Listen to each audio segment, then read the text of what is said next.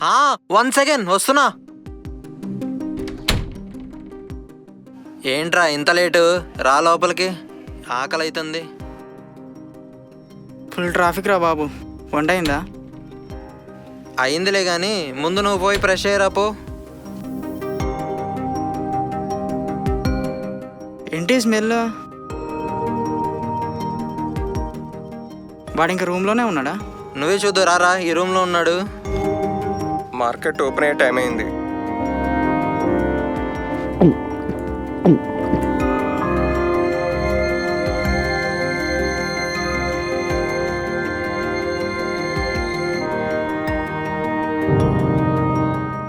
ఈ రోజు అయినా మార్కెట్ మంచి భూమిలా ఉండేలా చూడు దేవుడా.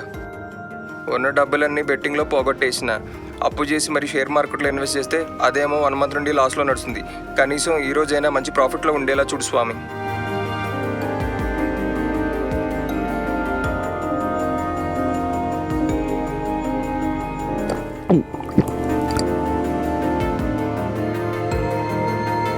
అదేంటి హాఫ్ డే అవుతున్నా మార్కెట్ ఇంకా లోలోనే ఉంది.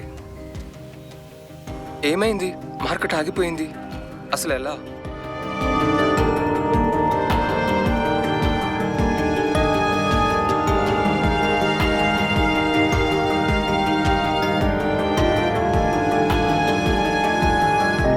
దేశీయ స్టాక్ మార్కెట్లు మరోసారి భారీగా పతనమయ్యాయి. మదుపర్లకు నష్టాలే మిగిల్చాయి. సెన్సెక్స్ 2900కు పైగా పాయింట్లు పడిపోయింది. నిఫ్టీ 800 పాయింట్లు పతనమైంది. భారీగా పడిపోవడంతో ట్రేడింగ్ 45 నిమిషాల పాటు నిలిపివేశారు. మార్కెట్ క్లోజ్ అయ్యే టైం అయింది. దేవుడా, మొత్తం లాస్.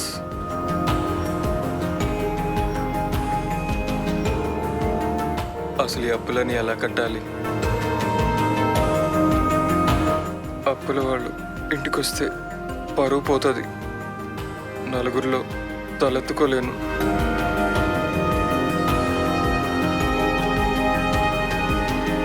లైఫ్ అంతా ఖాళీగా అనిపిస్తుంది. నేను రియల్ ఎస్టేట్ బిజినెస్ చేస్తున్నప్పుడు డబ్బుల కోసం ఎన్ని అబద్ధాలు చెప్పినా, లిటిగేషన్లో ఉన్న ల్యాండ్స్ అమ్మి ఎంతమందిని మోసం చేసినా వాళ్ళందరూ డబ్బులు పోగొట్టుకొని ఎంత బాధపడి ఉంటారు. నా వల్లే కదా. దీన్నే కర్మ అంటారేమో. తిరిగి నాకే వచ్చింది. నేను వీటన్నిటిని ఫేస్ చేసి బతకలేను.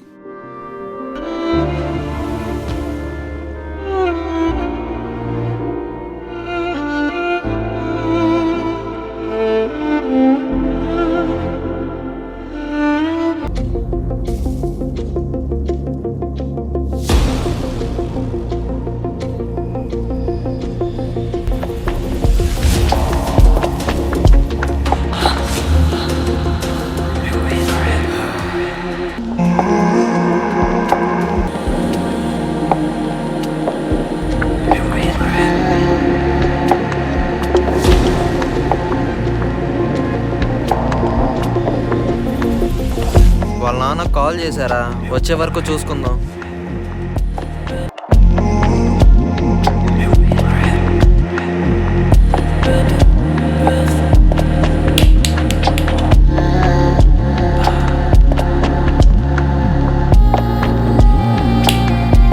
చూసావు కదా, వాడిటన్నిటికీ ఎడిక్ట్ అయిపోయాడు. బయటికి పోతే ఏమవుతాడో తెలీదు, ఎక్కడికి పోతాడో తెలీదు. మా ఫ్రెండ్ రా వాడు. మొన్న సిగ్నల్ దగ్గర కనిపిస్తే తీసుకొచ్చి ఇంట్లో పెట్టా. వాళ్ళ నాన్న వచ్చేదాకా మనమే చూసుకోవాలి.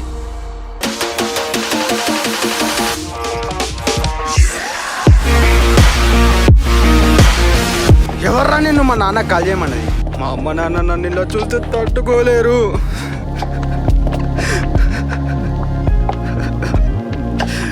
హైదరాబాద్ వచ్చాక ఫ్రెండ్స్తో సరదాగా మొదలుపెట్టా. ఇప్పుడు వాటన్నిటికి బానిస అయిపోయా. వాడన్ని వదిలిపెట్టి ఉండలేకపోతున్నా. అమ్మ నాన్నకు నా మొహం ఎలా చూపించుకో. నా వల్ల వాళ్ళన్నింటికి కష్టాలే. అలా ఏం కాదులేరా. పోరా. మీలాగా చదువుకోవాల్సిన టైంలో చదువుకోకుండా ఎన్నో బ్యాడ్ హ్యాబిట్స్కి అలవాటు అయిపోయాను. అందరూ నన్ను వదిలేసిర్రా. నువ్వు కూడా పోరా. సారీరా, నేను పోతున్నా. మా నాన్నకి నేను ఎలా ఉన్నానని చెప్పుకోలేను. అంకుల్కి కాల్ చేసిన ఆగరా. నువ్వు మాత్రం ఎలాంటి బాడ్ హ్యాబిట్స్ అలవాటు చేసుకో. అరే ఆగరా. పోరా. మళ్ళీ వచ్చినట్టున్నాడు.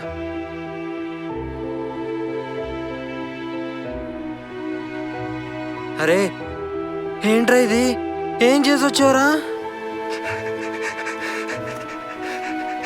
నేను ప్రేమించిన అమ్మాయి వేరొకతో కనిపించిందిరా, చూసి తట్టుకోలేక పొడి చేశారా. అరే ఎంత పని చేసావురా. తను హాస్పిటల్ తీసుకెళ్లారా. అప్పటి నుంచి పోలీసు వాళ్ళు ఫోన్ల మీద ఫోన్లు చేస్తున్నారు.